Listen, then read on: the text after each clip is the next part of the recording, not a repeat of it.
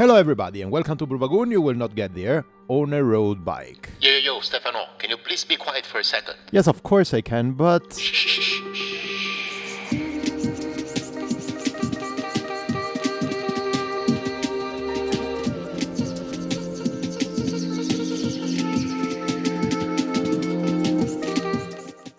Oh gosh, this is so good.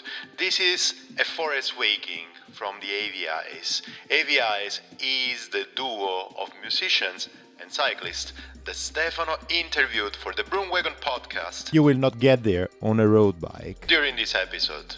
What do you think about going straight to the interview without getting back to Stefano anymore?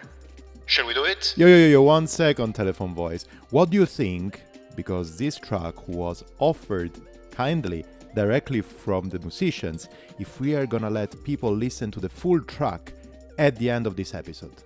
I think it's great. A Forest Waking is gonna be included in their EP that they produced during the amazing trip that they were telling us during the interview. So, well, a preview is always good to hear, right? Okay, good idea, Stefano. But now let's go to the episode. Hi everybody, how can I start this one? I would just start by saying I'm super happy to have on my microphone and actually on the other side of the screen at the moment Morris and Felix from this awesome project that is called, I'm gonna make a mess with it, Eyeveyes. Yeah, there we go. Perfect. Exactly, yeah. It sounds good. I mean, I'm super notorious to make a mess with accents and pronunciations of stuff, but I'm happy that I nailed it. Yeah, you definitely nailed it. It seems tricky, this name. We've had more people say it wrong than right, but it's kind of interesting. It's I think we initially started saying Eyeveyes or something. Yeah, I feel as though that's how people read it, but yeah, for some reason we like to say it Eyeveyes. Eyeveyes. We've recently put a pronunciation thing on our description, so I think that helps people read it and pronounce it in the right way. But let's start from here. What does it mean? Ivy, eyes is a so the eyes of ivy, or Exactly. Okay. Yeah. So we, Felix and I, started writing music together at the start of lockdown. Really, we moved home and we had this time in a bell tent that we had set up in our garden. Mhm. Our parents live back in Dorset in the countryside, which is this they have a magical space. We're super fortunate to have grown up there, and we had this bell tent in the garden and this massive table with all of our electronic music set up, kind of a basic setup, but a setup nonetheless. And at that time, we were writing a lot of kind of R&B inspired jazz, rap stuff. I was getting into singing and finding lyrics, and Felix was mostly doing percussive elements and playing on the piano. And it was a lyric. Eyeveyes was a lyric that came about. It was the eye of ivy, as you've said, and this kind of thing of both of our eyes.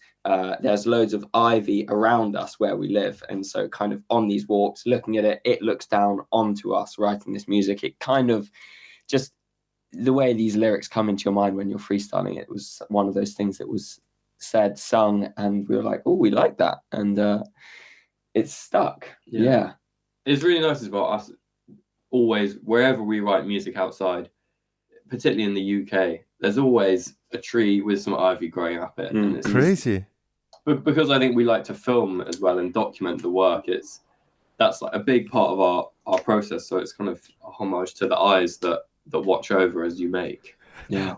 That's incredible. So maybe let me do 1 second of intro and then I will let you do your intro. But how got to know your awesome project? So I would say that I'm not an avid consumer, but I have a look quite often, a couple of times a day, to the bikepacking.com. And then I ended up on this article written by Lucas, and he was actually introducing your project. And the cool thing was it was putting together, I would say most probably, that's what I do usually 80% of my day. I was most probably listening to, it was morning, I think. So I was listening to NTS and the Breakfast with Flo, one of my favorite probably radio show around.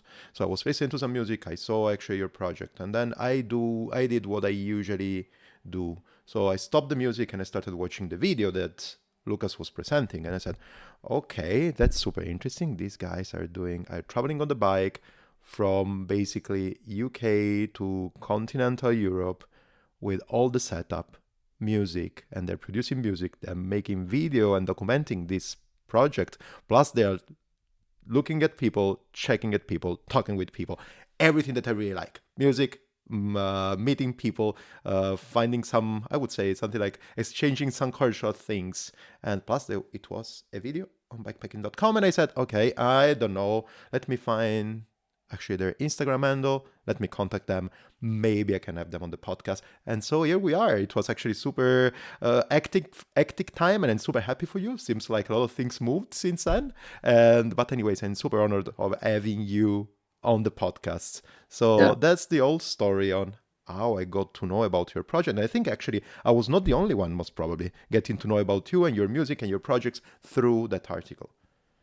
Yeah, it was great that when Lucas got in contact with us, that was because bikepacking, I'm the same as you. I'm a religious reader and just an avid fan of all of the articles that get posted there. And so it was actually so great. We were getting the ferry home from Dieppe to New Haven. It was the end of our trip. A month had kind of come to its conclusion, and we received this email from Lucas saying, I would love to cover your story. And it was a highlight of my trip, waiting at this ferry terminal, being like, wow, this is incredible. This is it was such a comedically hectic moment. We were at this terminal in Dieppe from France, coming back to Brighton. The wind was going crazy. We had like 10 minutes before getting on the ferry, and we hadn't eaten dinner, so we were also trying to cook pasta. On the ferry, so we're cooking pasta. Whilst waiting the ferry. Okay. In the queue, and this message comes through, and Mo, I'm into bikepacking as well, but not quite as much as Mo reads the page. Mo was just so excited. All of a sudden, the pasta water starts spilling everywhere. Gusts of wind come in. Bikes fall over. It was like this amazing piece of news. It was like going on all this time, and then running onto the ferry and kind of reading it, because Lucas, it was a quick, like, we heard about it and then it kind of got turned around so quickly. And it was amazing, because what it did do, which was kind of great, is it directed a lot of bike enthusiasts towards our YouTube channel who seemed to really engage in our videos, which was just amazing. So super fortunate for that. Absolutely. And I mean, I need to say thanks again to Lucas, because I mean, this is another piece of story that, I mean, it's a different angle, right? Because of course, I mean, we all read bikepacking.com. It's super amazing stories with different characters. The cool things are the characters. I don't want to be super harsh, but usually it's traveling with a bike, right? For sure, there are some other items on top and some other details that are actually filling the story. But your story was actually filling so many boxes and ticking so many boxes of cool things and things that I liked. They said, oh, come on, okay, it's super cool. So I'm super happy and thankful again to Lucas that actually brought to the world your story. That's incredible. Definitely. Very thankful for Lucas as well. Absolutely. I can imagine. So give me a little intro about you guys. Seems like we're talking now, it has been a bit, let's say 7 minutes here plus 20 minutes probably before, but tell me a bit more about who are you guys? Okay, who are you, Felix? This is usually the most difficult question, I swear. Yeah, it's funny because since coming back from this trip, we'd have this question come up a couple of times. Sometimes people ask us, tell us a bit about your background. It's so hard to know where to begin. I don't think we've got any better at saying it. Well, I'll say about myself for the last 3 years. So I started studying music technology kind of at Sussex University. No, do I even want to talk about university? Not really. Basically, we're brothers is one thing. We're brothers. I'm 23. Felix is 24. Yeah. We are both. We're living together. We're living together since being at home, which is really nice. And I think for the last 2 years we've been living together. And through that, being in Brighton, we've developed and started projects, and I guess just talking about things that we are both very interested in and inspired in, one of which is bike packing and touring, exploring the world, seeing the world, and the others are designing. I'm a design student and fascinated by the design world and music as well. They're kind of these things that the main columns of what we do, and we are, it's great. We kind of work together on them, and I guess that's who we are. It's so funny to say who you are without just talking about the work you do. Yeah. I mean, it's a very fortunate position to be in when your work is like your life and you just absolutely love it. And I feel as though when somebody says, "So tell me about yourself," you're like, "Oh, I've got to talk about myself," but myself is like this thing as well. And so it's a big story to kind of be going down. Yeah. No, yeah. I mean, something that I can say is that, I mean, you're absolutely right at the end, Felix. You define always yourself for what's your work. Mostly because most of the time, your work, your job, your occupation, whatever you want to call it, is usually 70, 60, taking out sleeping time, but it's at least 70% of your time, right? What you do for work. But also on the other side, there's so much more. For example, I mean, you do music, right? As work. But it's also your passion. But I don't think that you can define yourself without also talking about cycling or Morris was saying about design and everything else. Otherwise, it's not just one thing that is just a silos that is there, but everything supports what you're doing, especially if you like what you're doing, if your passion is your job as well. Yeah. And I feel as though it's tricky because of that breadth of different kind of disciplines or different creative processes that we all put towards this kind of Eyeveyes project, or that we explore together. It's very hard to, even us, we're working out what it is that we're doing. It's nice. Somebody says, "Who are you and what do you do?" And we're like, you're still trying to like figure it out, which is a really fun kind of journey to go down. Yeah. And I guess at the moment, the question of who it's because there is quite a lot going on. It's almost like, we're maybe a little bit of this, a little bit of that. But I guess a year ago, if I was in the middle of my university degree term, I would be maybe quite sure if I was a studying student looking into chair design in the 90s or something like that. Oh, nice. Nice. But yeah. No, it's a good summary of us. Jack of many trades, I'd say. Master of none. Yeah. I would naturally usually I would say then let's get a step back and let's talk about how everything started with. But in this case, actually I would naturally move to another direction if I can, and then probably we can get back. You were saying before, Morris, that a lot is going on.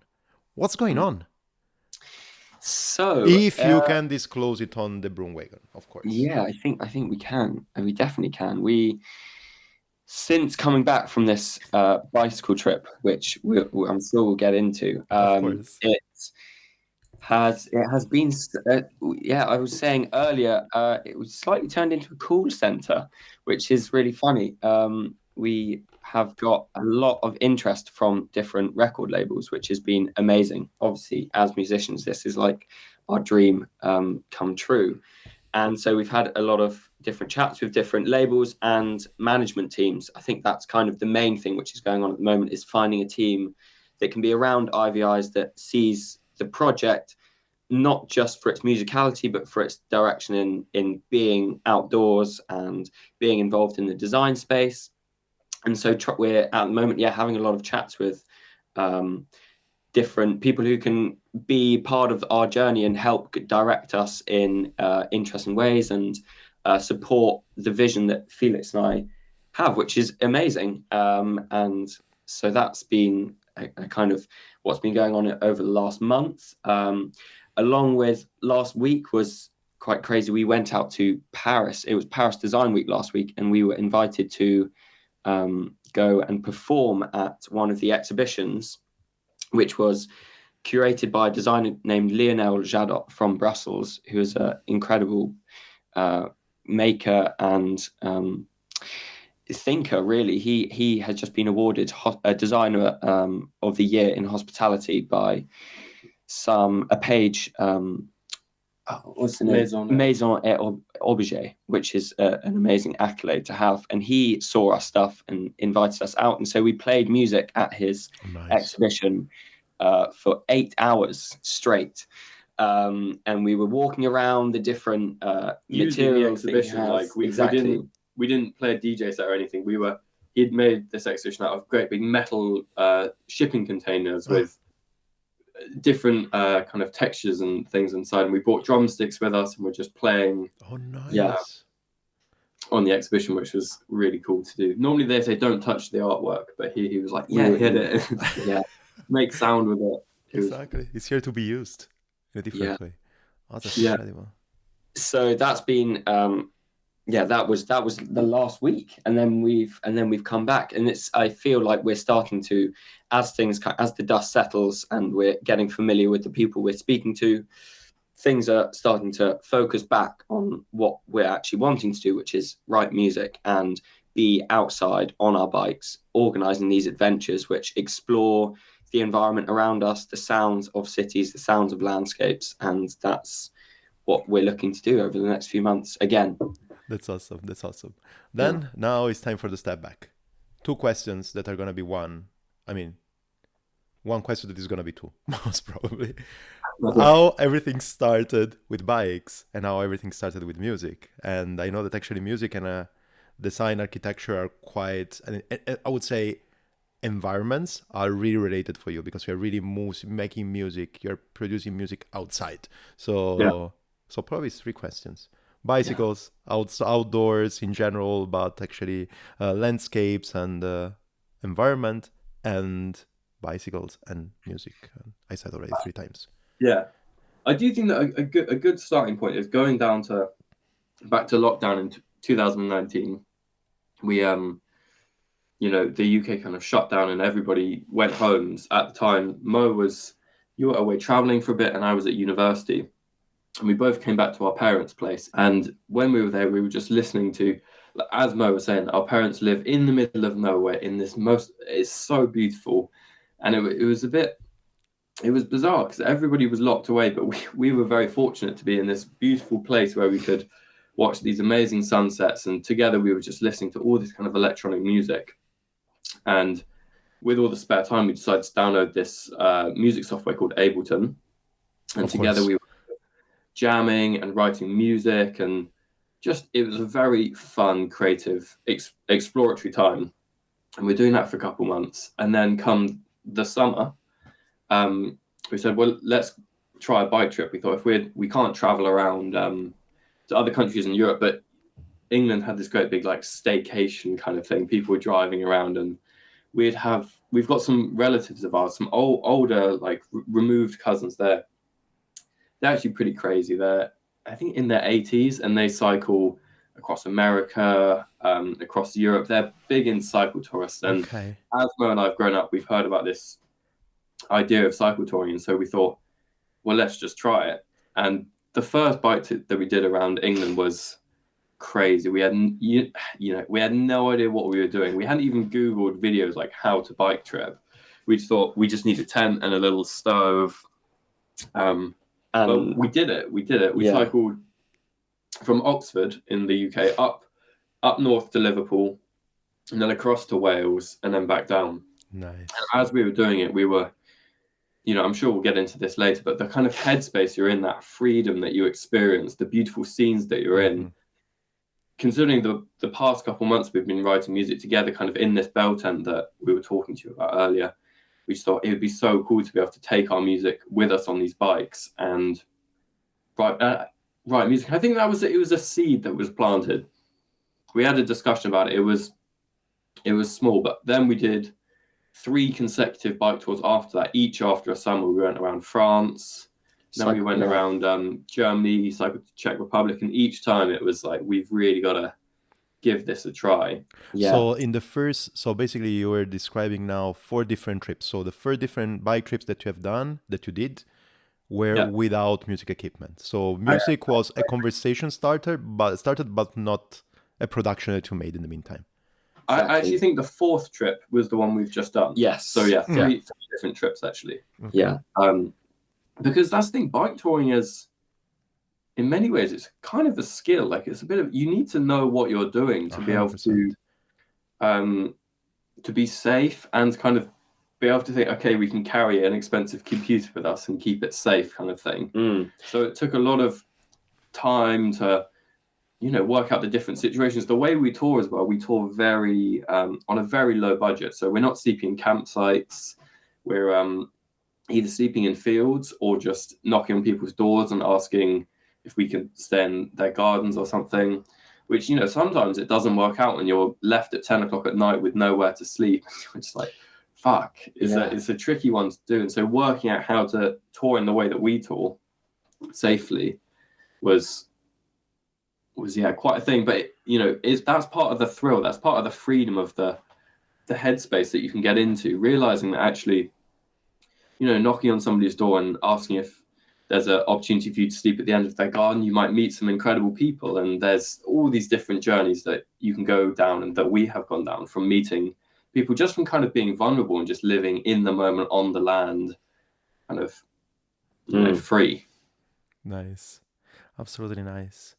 Keeping on this conversation, you were mentioning actually that's the bike touring inspiration came from most probably some part of your family, right? It's your relatives that actually they were touring around the world with their bike. My question here is talking about music. What kind of music then is inspiring you, and what actually started this kind of, I don't know, mind trip, I would say, for you for making music also while you're bikepacking or bike touring? I think, so the first time we ever bought a computer, I guess this is more like a workflow process approach to answering that. The first time we got our computer, we couldn't afford to get a laptop, an Apple laptop. But Apple at the time made a, I've got it here somewhere, a very small box called a Mac Mini. Absolutely remember it. Yes. Yeah. It was my working computer for ages because it was affordable, small. Yeah. They're really cool. And the one that we got was like, it was just as powerful as their laptops, but like £1,500 cheaper. Yeah. So we bought that, and we bought a cheap like Windows keyboard, and we bought a USB-C screen. So we had a slightly portable desktop, and we were the problem with music studios these days is you're tied to this electricity grid. Everybody's stuck in the same room to try and be creative, and for some people it works very well. You go into your little mind palace and explore, but we're very kind of visually inspired people, and different workflows and different spaces interest us. So we started taking this computer. We were like stretching the electricity grid. We would have like 2 extension leads, 50-meter extension leads, and we'd find a plug socket on the far edge of the electricity grid, and we'd daisy chain these things and try and escape off into the farmer's field through the bushes as far away as we could to try and explore writing music in new places, because it's something that is not often thought about. And I think we were at the time listening to a lot of ethereal. We're like huge Floating Points fans, and like Ross from Friends was an early day big inspiration for us. And there were a lot of kind of like really organic sounds that we were picking up in this music that we were listening to. We weren't necessarily very technical, but we were just hearing a lot of kind of natural acoustics in the music that we really liked, and that was. That was kind of an inspiration to what we would write and how we would write together, and the sounds that we would explore on Ableton. We were like working within the box of Ableton, but with outside of the box in terms of where we were. And I think early on, it was definitely appreciating electronic music. We were really like listening so much to the music that was around us, because Felix has always been very musical, but I played a little bit of guitar when I was younger. And so I was kind of coming into this relationship with a sound that was really resonating with me, and kind of getting into the production side of it through conversation and just like listening to these beautiful pieces of production outside, which was really nice. Yeah, and it was a lovely journey that we would go on together to set up these studios at the far edges of this electricity grid, and just be in this new space to then, like Mo was saying, listen together in a kind of fresh fresh environment. And so as that was going on, we were also doing the bike trips each summer, and we thought we've got to work out a way to escape the electricity grid. So we eventually we got a grant, and we bought this thing, which is a massive. I'm just about to get it. It's a massive battery pack. This. Okay, and this is the one that you are using also for your trip right now. Yes, exactly. I saw it on the video. Yeah.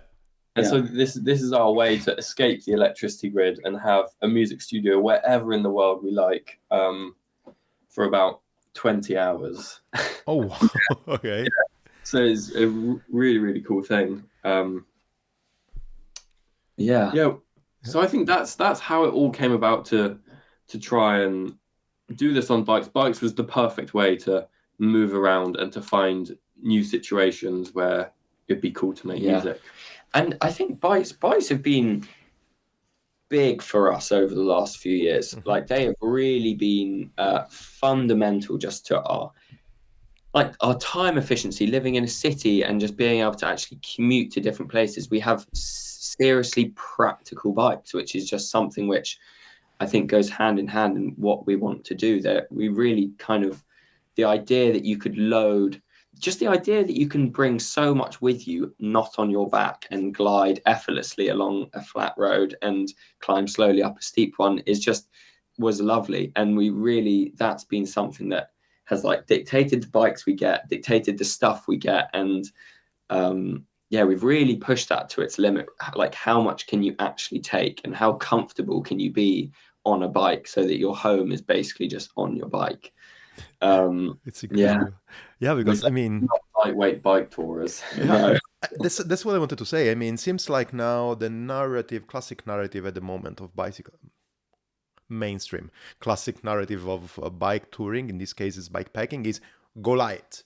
I'm not only talking about the bike itself, so carbon frames, carbon wheels, and all these kind of things, but also you just bring one saddle bag, one frame bag, one, if you have space, one handlebar bag, and go with it. If you are doing a bit more of a longer exploration, you can put other bags also on your fork and everything, but that's what it is. For you, this is not the point. For you, it's something that needs to be functional for what you're doing without putting on aside the trip itself, because the trip also needs to be, I mean, the trip and the bicycle trip for you needs to be inspirational enough in order to make you getting yourself to the headspace to make incredible music, right? So of course the trip is also part of your journey, I would say.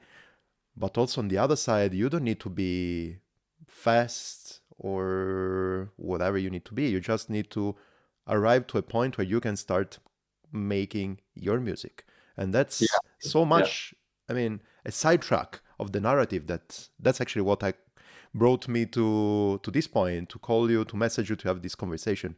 So it's nice to have something like this different aspect of bike trips and bike touring. And I think every time we've been on a bike trip, we've never the lightweight thing. It feels like there's an element of struggle necessarily that people are slightly going through. You're like, oh, I only got 2 pairs of pants or something, or you're not carrying much food or much water because you're trying to be super light and get somewhere as fast as possible. We've always just thought, I don't like the phrase "it's about the lifestyle," but just to travel slow on your bike. And the first trip we did, we brought, I think we each had 70 kilos with us. Cast iron pans. We brought wooden chopping board with us. And it was just, we wouldn't travel very far, but you're just, when it's a sunny day, you don't need to travel far. If there's a lovely spot to stop and walk on a slack line or play your piano or do whatever, it's a very relaxing kind of way to go about things. And I think that's the benefit, the fortune that we had of doing this during our university holidays, was because you have that time. And I appreciate, we recently have been on some holidays with friends who are working and doing a 9 to 5. You can't go away for an undefined amount of time, which we were doing. We'd be like, university here in the UK, you get 3 months of holiday. So it was just like, it's very cheap for us because we're not paying for anything apart from food. You just have a really nice time just cycling and exploring the world. Whereas I guess, as things get into the real world with work and stuff, people are going really lightweight so they can do their journey in the Makes 1 week sense. holiday they've got, which is a shame, but something that we were luckily able to, avoid. Yeah. At the end of the day, for you is, especially now, for actually the perspective that you were telling me before, for you is also your occupation, right? So you're outside there to produce some music that at the end of the day is gonna actually make some living out of the music that you're producing while you're having fun. You're Yeah. enjoying your trip on your bikes. Well, now it seems, since we've come back from this last trip, it seems like that might be, a possibility, which is just an absolute dream. It's amazing. Yeah. We are actually something like side touching the topic for almost half an hour now, the trip. Okay. Yeah. So from London to Paris on your bikes to make some wonderful music, explore the world, meeting some new people. Tell me more about that. So London to Paris to Lyon was the route. Okay. It was, I think it was something like 1,000 kilometers. About that. It was, everything had been pointing towards us doing a trip, which was with our music stuff. And as like these other trips over the last summer had kind of gone, we had got more familiar with being on our bikes, got more familiar with living on our bikes. And so this summer was, everything kind of just collided, and this was the summer. It was the conversation. We were just like, okay, so now's the time to do it. And we honestly didn't really think about it that, like, we knew we were going to film and we knew we were going to write music. And it'd been 3 years of practicing filming, practicing bike touring, and practicing making music out in the wild, always for just one day. Here in Brighton, you'd pack your stuff up for one day, go to the woods, come back the same day. But this was like, we're fledging the nest. We're going for a month. We're not coming home. Okay. And I mean, it was an incredible experience. It was really quite incredible. We had beautiful interactions and encounters with people. And always, I think it felt like we were traveling just the same as we always had done on our bikes, but with this job that we had to harvest the sounds of the land around us. And so our days were, we would cycle for half the day, wake up early and cycle for half the day, and then stop at interesting things that we would see, or not even interesting things, just like in things that we would think we could, sample, hit with these drumsticks. And that then turned into this big bank of samples that we now are sitting on, which is where this EP will come from, which is great. Awesome. But okay, London, I think is clear. Why Lyon? So 2 years ago, we cycled to Marseille. Mm-hmm. It was a 2-month kind of trip that we did around France through the Alps, and we met through couchsurfing.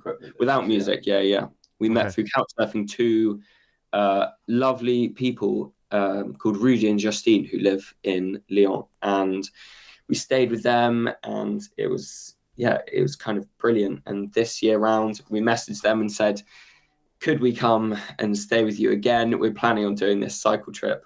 And London to Lyon, we just honestly thought it kind of sounded good. Like, we wanted to release an album, and we were like, London to Lyon just sounds good, so we should just do that. Yeah, no, it's nice. Yeah. And I mean, for me to understand a bit, I don't want to say this word, but I'm gonna say, and then you stop it if it's too harsh. But just to frame the trip, basically, your idea was, we are starting this day in London. We will be in Lyon in 1 month, more or less. We're gonna travel for 1 month, and in the meantime, you had something like some set stages. You wanted to stop here, to stop there, or in 1 week we need to arrive here, or I don't know, something like in a few days we need to arrive to cross the border, and so to cross the ocean. Or it was, as you were describing me at the beginning, a bit more of a freestyle. You just go, you have a plan that is a rough plan, but if you find something interesting to produce music in, to write music in, you just stop, and then you take it easy for 1 day, and maybe you push harder the second day, or you just take it easy the full time, and then in case I can take the train. How was actually the idea? Totally freestyle. I love it.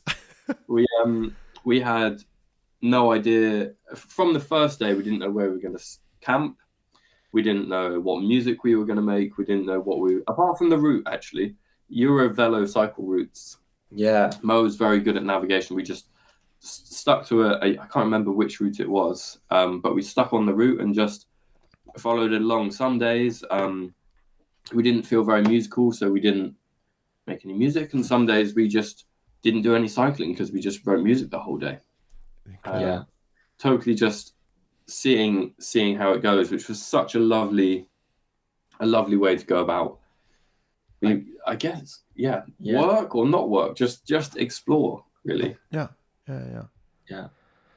And we had a rough. I mean, we knew we were going to get to Paris, and Paris was kind of a big thing for us because I mean, honestly, we'll both look back at this thing and be like, God, we were so naive, but we didn't have insurance for any of this gear, which was crazy. So at the end of the day, you're sleeping in the fields, right? Or whatever happened, any accident or water floating or whatever. Yeah. And it was a big risk because we were thinking, okay, if something goes wrong, if we're cycling through Paris and somebody comes up and takes our bikes or our stuff, we can no longer write music or make videos or design. It was quite risky in that it was everything on the table for us. Yeah, just with us. We started, people, as we arrived to Paris, people said, be careful, blah, blah, blah. So we started tying our dirty pants and socks onto the outside of the bikes to try and deter people from... Keep people away from the smell. Makes sense. It did look pretty unattractive, actually, going through some cities, which is good. Yeah. But did you cross many cities anyways? Or apart from, of course, Lyon, Paris, London you started? Or you usually stayed on the countryside? Yeah, mostly countryside. Countryside. Following canals. It was actually really nice flat riding for us, which was good because our bikes must have weighed the heaviest they've ever weighed. Yeah, it was crazy. Yeah, more than the 70 kilos each that you were mentioning before. I think probably 70 kilos. No, about 70 kilos. It was the lightest we've ever traveled in terms of our personal belongings. Just 1 or 2 pairs of clothes. We were we were Audax style in terms of our personal clothes, and then in terms of everything we brought, it was heavy. Yeah, we had the battery weighs about 12.5 kilos. The keyboard weighs maybe 5 or 6. The food bag we bought a wooden chopping board with us. That's important. You need to be comfortable also when you are cooking. Yeah, 100%. Yeah, I hate chopping on the flimsy things. It's annoying. I mean, I would have taken. I don't know if you took it with you, but I usually, when I cook, I hate also using tiny knives for cutting carrots, for example, or whatever. It's so uncomfortable. So was me, actually, I would have taken also a regular cooking knife as well. Yeah. There's some luxuries you just got to take with you. It just feels nice. Yeah, absolutely. One of the luxuries that we only used a couple times, but we brought an entire light with us on a piece of like a light bulb on a piece of cord. Nice. And sometimes if the mood was right, we'd turn on the battery pack and plug in this light socket and just have a really funny scene with a mains electricity light just hanging from a tree whilst we were cooking dinner or playing music or whatever. The first time we got it out was we were on the river bank of the Loire, and it was beautiful. The sun was setting, and we were cooking food in a hammock, and we were like, we've brought this light bulb with us. This is the perfect opportunity. And we hung it from this tree, and you were playing keys. I mean, it was beautiful. It was just like such a nice, I really wanted a stranger to like walk past and be like, what is going on here? Like not see the battery. Yeah, that was amazing. Incredible. Really incredible. First thing that I want to say is that, so you mentioned that you went into a Eurovelo road. And just a little shout out, I have a friend of mine working for the association who actually maintain and talks and communicate about them, Jessica. So shout out to Jessica. People, you're doing an amazing job there. The second thing that I want to ask you is, so we also there touch base a little bit. So you said you brought your battery that was quite big, your keyboard, bulb with lamp and everything. Also in terms of electronics or whatever, because then there is another question after that. How many laptops have you brought and other delicate things? We bought 2 laptops. We had Felix's laptop, which was where we write all of our music, and then my laptop, which was the editing house on Premiere Pro. We had this lovely new camera that we also got kind of through university, which is a Sony A7 III, which is like our baby. Yeah, I know what you mean. Yeah, and so we had just got a new lens for this camera, which was big but amazing. We really were able to get some beautiful shots. We had that. We had a GoPro with us, and we had a tiny little kind of retro Canon PowerShot thing, Nice. like one of the older versions, but it's characterful camera. With films or is digital camera? No, it's digital. Okay. And we did have a film camera, but it was one of those things, the film camera and everything else going on, I just never managed to actually shoot using it. So that was a thing that never really came out the box. And musically, yeah, we had the keyboard, we had a microphone, a Zoom microphone, which is like a portable. Yeah. I will tell you where's I have mine here somewhere. Is H3N, right? Yours as well. Yeah. We got a H4, I think. Okay, H4. It's H4. I have the same. Yeah. I cannot find it. I never remember names. So when I saw it, I said, we're recording with the same things here. Yes, one of those. And we had. Did we bring the mixer with us? Not the pink mixer. No. Yeah, we brought a couple different MIDI controllers that would all connect to the computer. We didn't bring any professional kind of speakers as such. We brought a JBL speaker, one of these things. Of course. And it was actually really interesting to make music so far removed from the precision of electronic music, which when you're in a studio with special monitors, it can get very precise, and you can get so bogged down in not actually being creative, just being perfect. It's a perfect mix. And so when all we had was this, and actually the computer speakers. Yeah, the iPhone. Yeah. Yeah, we just do a lot of, checking that everything sounded good through that, which was so freeing, because I'd spent years bogged down in technicalities and just, it doesn't sound right, it's not perfect. But to be so far removed from it all and just it is what it is. And no one really cares. Like, we were there just like, it's just, no one's listening to this stuff as much as us. And it's on Instagram, and even if it comes a track, you're right, this stuff, we were doing it for ourselves, and it was about the composition as opposed to the master. Like, that was, what we were there to do, and to have these ideas. And that we were constantly reaching out to different speaker companies, being like, hey, Genlec, or hey, Adam Audio, we need some stuff, and no one got back to us. So it was fine. We just did it the way we did it. It was a lovely way to just get out of your own headspace as well, because you're moving all the time. You leave whatever you were not quite happy about, down the road, and you just move on to the next spot. It was really, really cool to do. Yeah. Something that I'm thinking now that actually you were saying that, actually, Felix, is that's I would define craft, or the thing that I like to do, apart from actually this podcast and stuff, it's writing, right? And I found myself, especially when I have to write big pieces or just to have to take out big ideas for videos or stuff, is that you are sitting down on your desk, or the thing that I do most of the time, on my living room, on my sofa, on the carpet. But there it's yourself all the time, more or less in the same landscape, sitting there on your laptop and try to write something. Try to bring something out of your brain. With your setup and with your project, you are basically living this thing. So if one day you are sitting on the sofa and you have no inspiration, you cannot write, you have this classic block, you go the same day, I say, okay, today is not the day, I'm going to go out for a bike ride. Then you feel super inspired, you come back home. The day after, you're still sitting on the sofa, you're still sitting on your desk, and probably inspiration can never come. With you and with your project was different, right? So because every day, as you were saying, you are moving, guys. So if today you have no headspace to make any music, you just keep on writing, and maybe tomorrow is coming because it's another space, in another situation, in another setup. Yeah.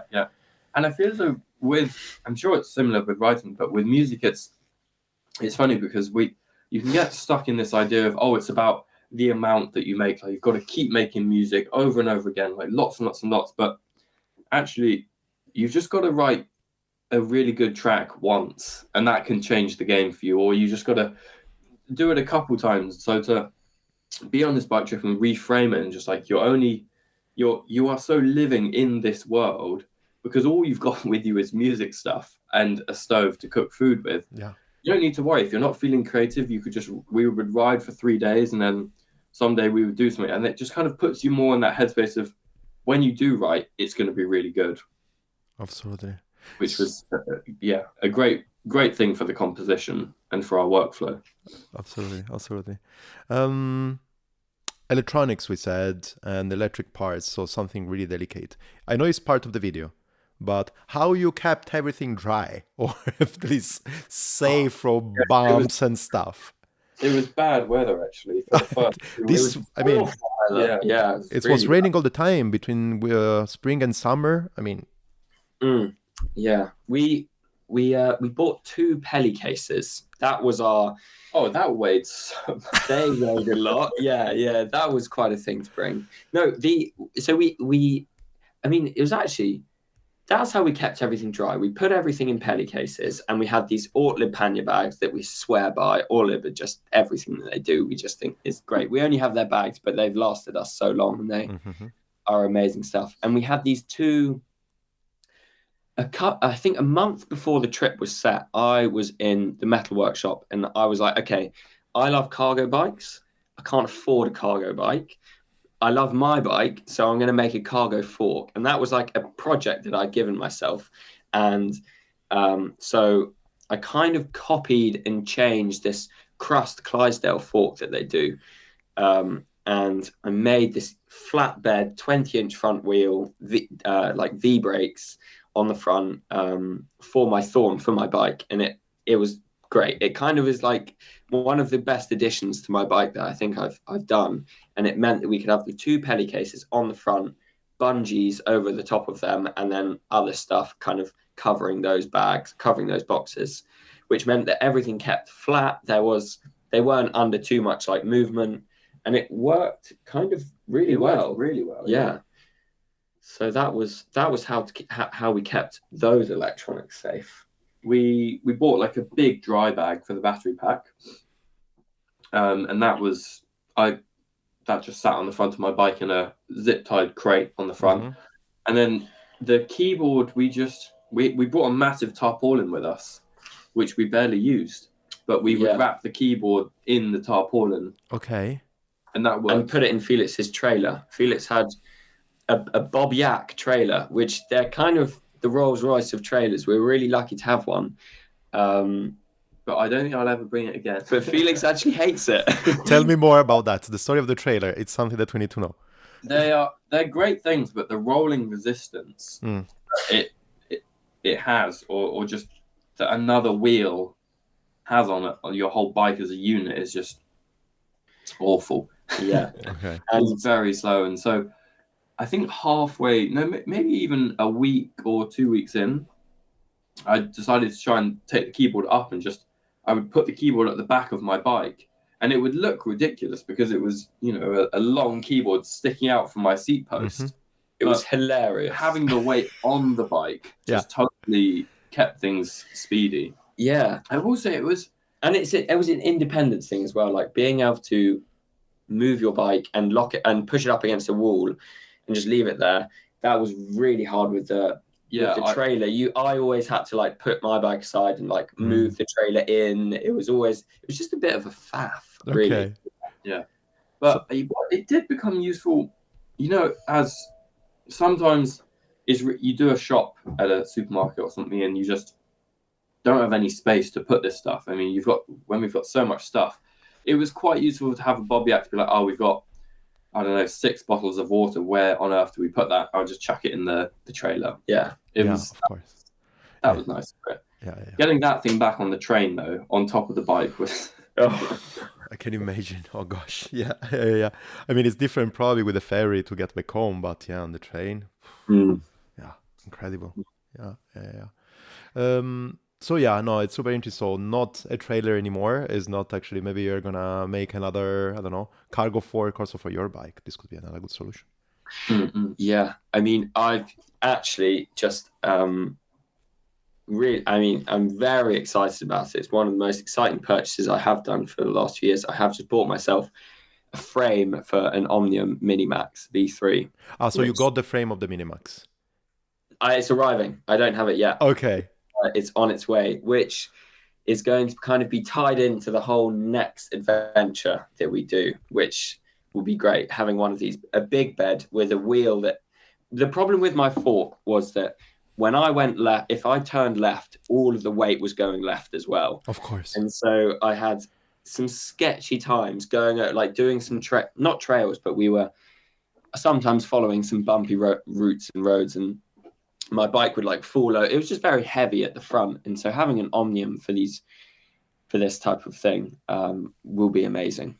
So that's the dream. Yeah, absolutely. I mean, I was actually telling you off records, right, that I had an interview with this guy that made actually a trip with his daughter in front of an Omnium. I think it was a Minimax. I don't remember.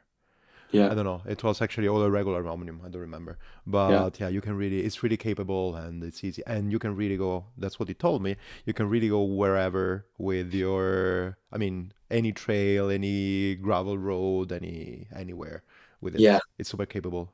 Amazing tire clearance. So seems like it's a great rig to bring a lot of things with you in a bikepacking adventure. Definitely. Yeah. Definitely. And the steering mechanism, having it, so your steering's not under load so much. Yeah. It seems. Yeah. It'll be so. I'm so interested to ride it with a person on the front and just kind of it not feel like you're turning, with 40 kilos of weight or something. Yeah. Yeah, that's absolutely the difference between, I mean, a cargo bike like the Omnium and a regular bike with a cargo fork. It's really, there is this kind of belt system or chain system or cable system. I don't remember what Omnium has. I think they have a cable there that actually helps out on steering without actually, using the fork itself. It's just incredible. Yeah. Then, okay, it was an amazing adventure, but tell me a bit more about that. We talked a lot about people that you met on the way.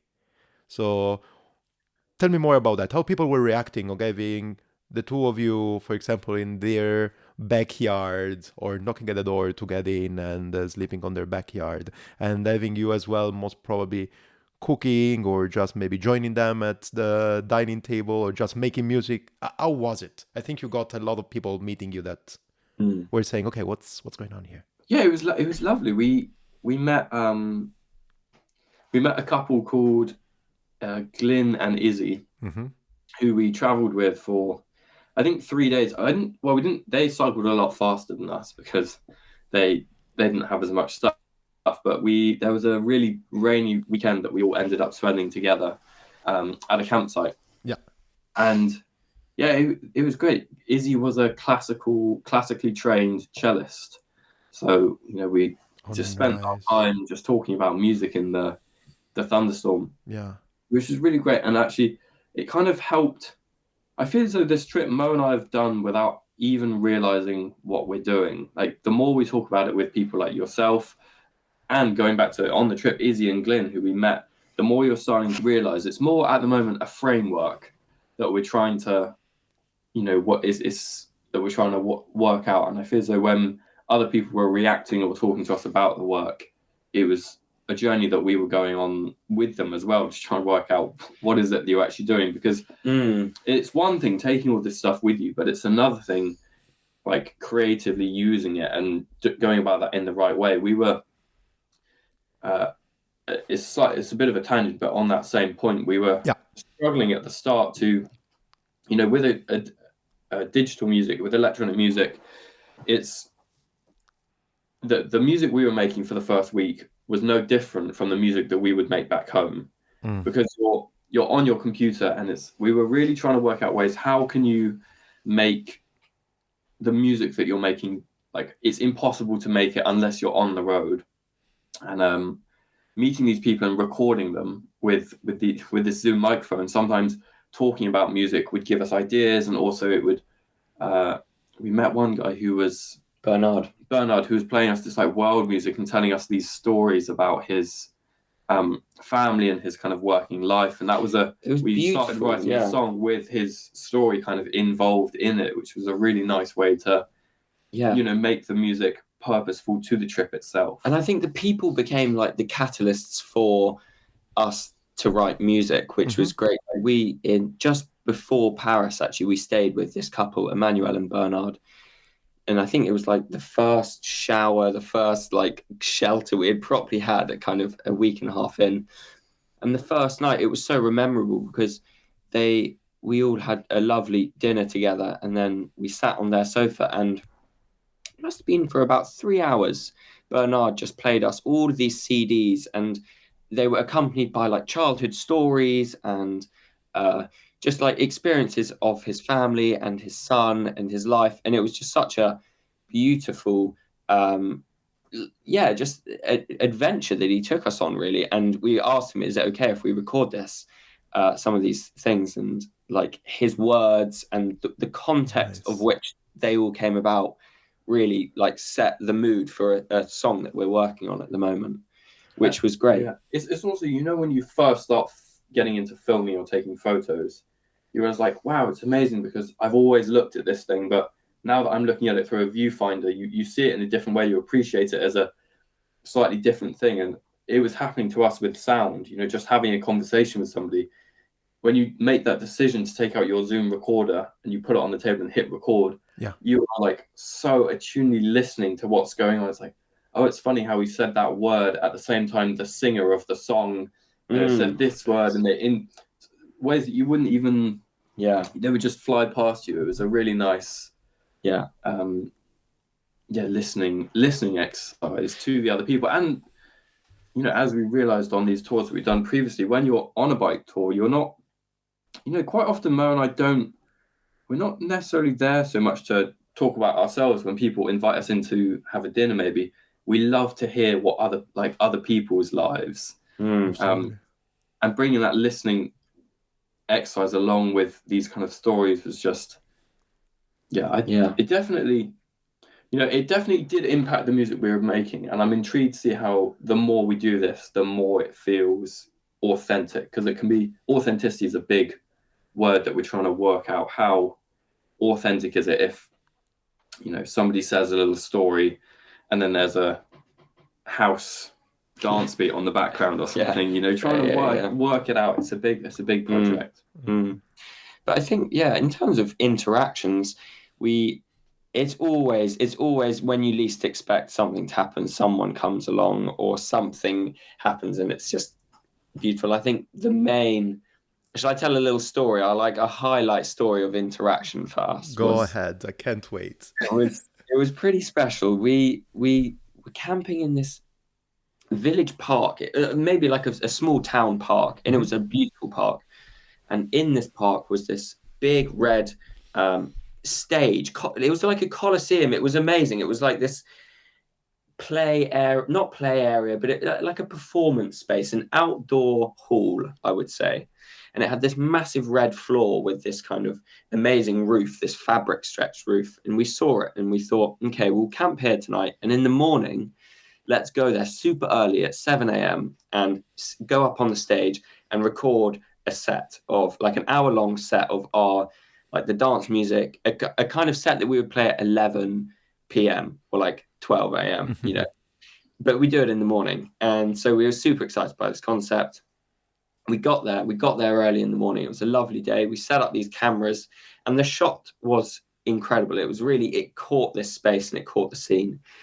And as we were playing, we were making coffees in the AeroPress, like really doing quite a casual DJ set. And this school of, it was probably like primary school dance school, rocked up with 5 different tutors. There were maybe 30 of them, and they all, wander into the hall, and the teachers Looking come at up, us thinking, what is going on here?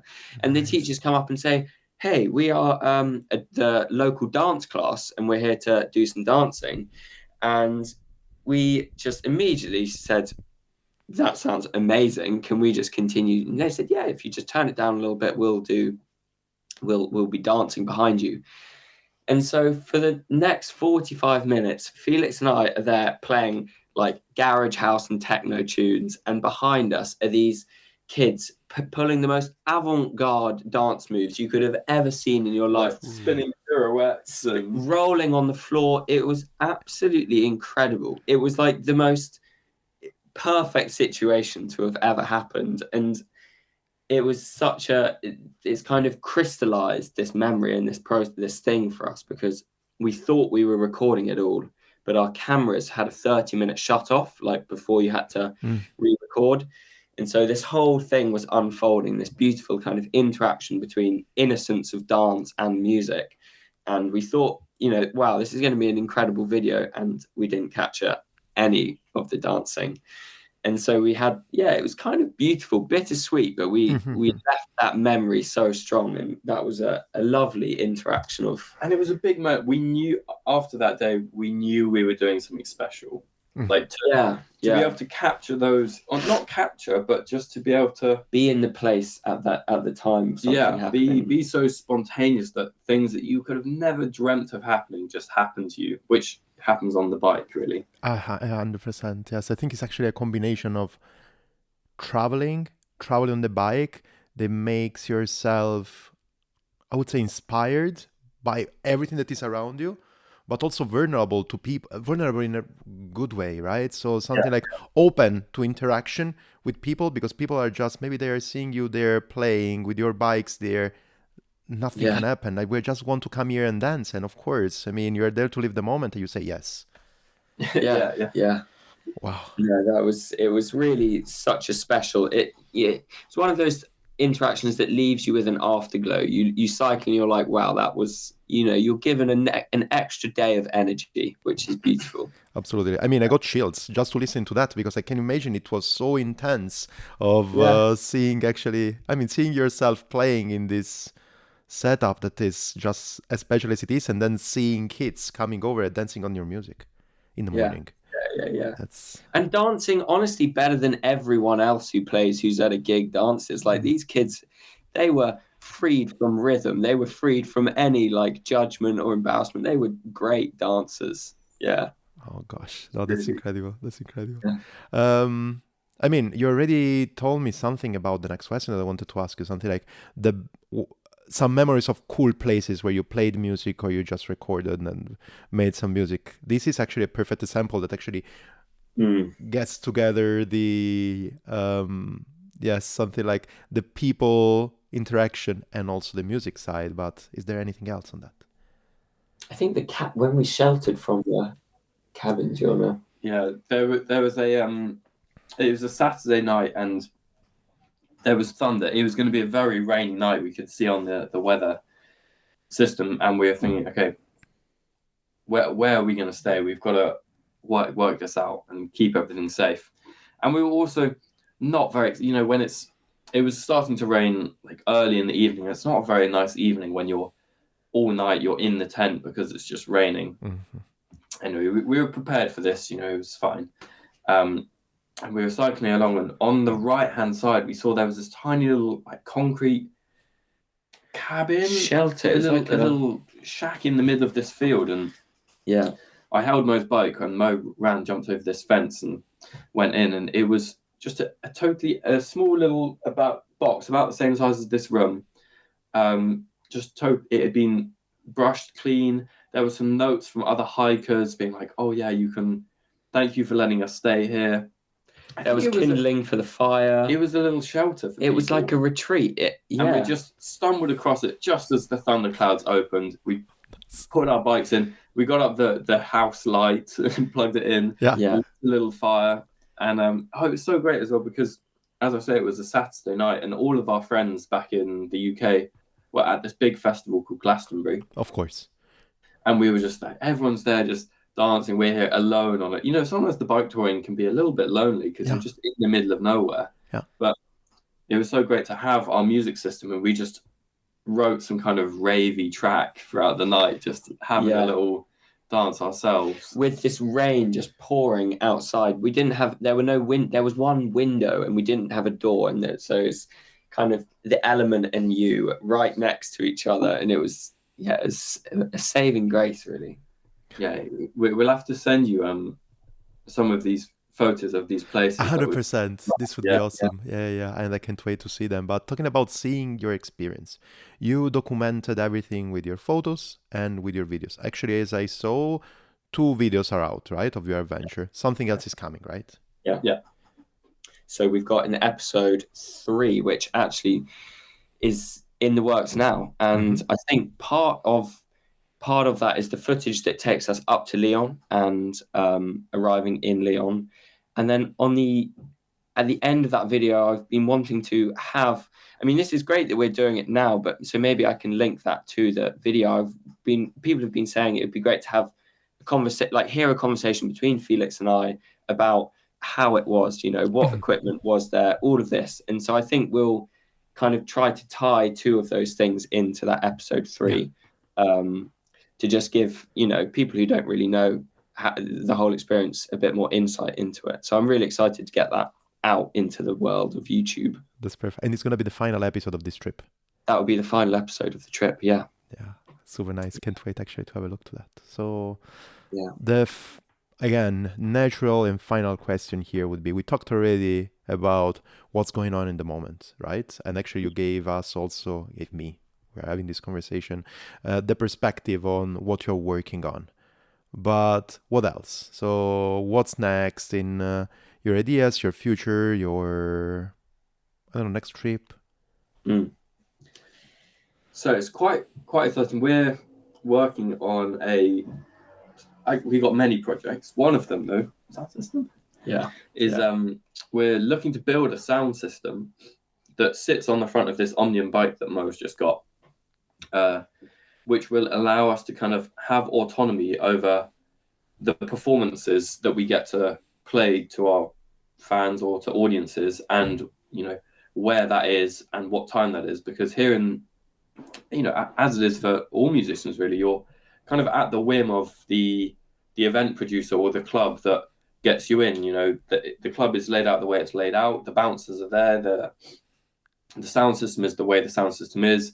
You can't really tailor your surroundings to the musical performance that you give much other than the music that you're doing. But we're wanting to really, you know, take people with us on this journey. And being in the UK around Brighton is brilliant, because once we have this sound system on the bike, we can say we're going to be playing in this field from 7 till 8, a little piece of music here, and we can like try and get people to get involved with bike touring and traveling on their bike and seeing new places on their bike, whilst listening, you know, being inspired and hopefully listening to the music that we're making.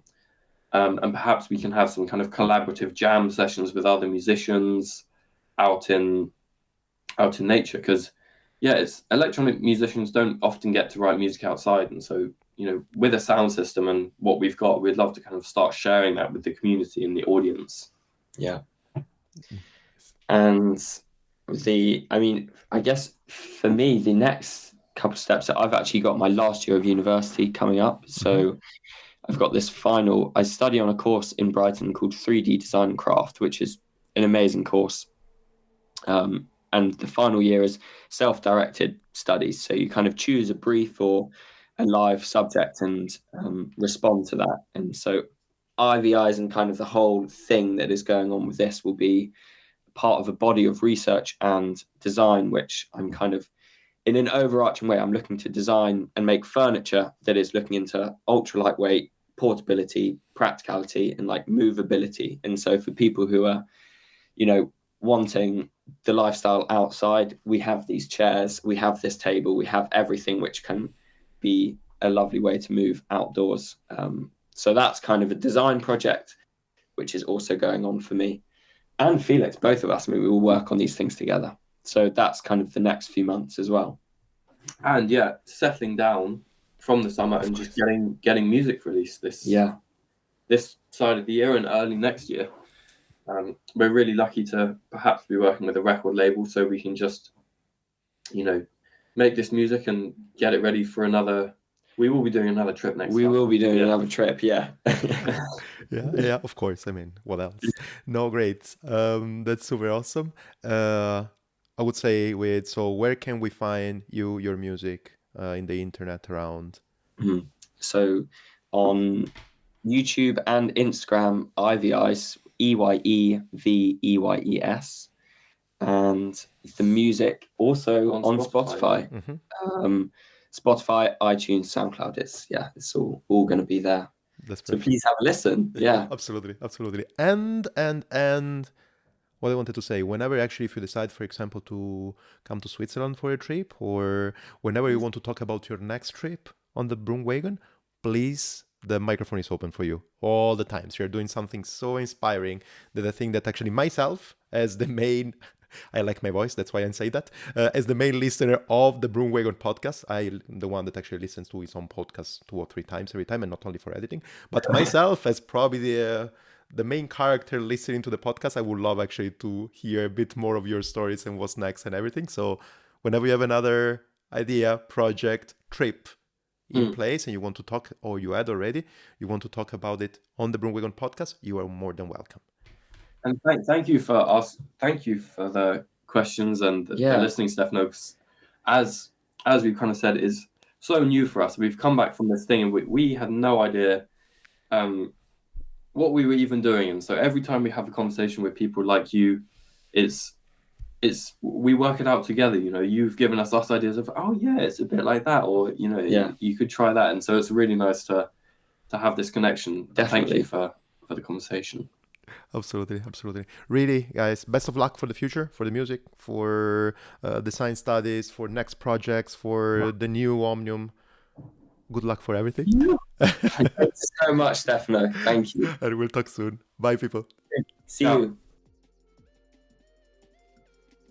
Let myself, Telephone Voice, close this episode without letting it fade away by saying thanks a lot, Felix and Morris, for this awesome conversation. I can't wait to hear more about you. I can't wait to see another video. I can't wait to hear your full EP soon on all the platforms. Talking about platforms, remember that you can subscribe to the BroomWagon Podcast in any platform you're listening to this podcast to. And if you have some spare time, remember that on Apple Podcasts you can still leave a review, and this will help a lot the BroomWagon Podcast in order to be a bit more visible. Or you can still put 5 stars on Spotify or whatever stars you want. And you can as well, of course, push the bell button over there. I mean, I finished this podcast because I wanted to be short, otherwise Stefan is gonna take too long. So now it's time to hear to the full track, A Forest Waking. Talk later, people. It was a good episode, Telephone Voice. Yes, it was really good. I mean, Morris and Fritz did it all. Do you think we can stop fighting for a second? It's your fault. I'm just telling the truth. Okay. People, this is A Forest Waking by Eyeveyes. Enjoy.